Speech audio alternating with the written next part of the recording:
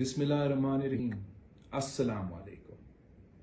جیسے ماضی میں اس ملک کے تمام جمہوری قوتوں نے مل کے movement for the restoration of democracy MRD کی تحریک ضیاء الحق کے آمریت کے خلاف چلائے تھے، جیسے ہم نے سب مل کے the alliance for restoration of democracy ARD کی تحریک مشرف کے آمریت کے خلاف چلائے تھے، آج پاکستان کی تمام جمہوری قوتوں نے پاکستان ڈیموکریٹک موومنٹ کے نام سے PDM کی تحریک اس سلیکٹڈ حکومت اور ان کے سہولت کاروں کے خلاف شروع کیے ہیں۔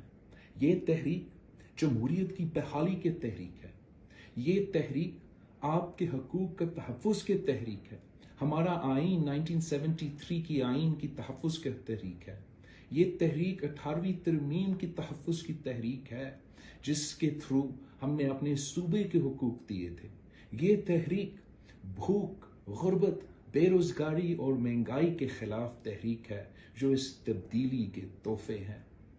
گجرانوالہ کے عوام، پنجاب کے عوام نے گجرانوالہ میں اپنا فیصلہ سنا دیا، سندھ کے عوام نے کارساز کے موقع میں کراچی پہ تاریخی جلسہ کروا کے اپنا فیصلہ سنا دیا۔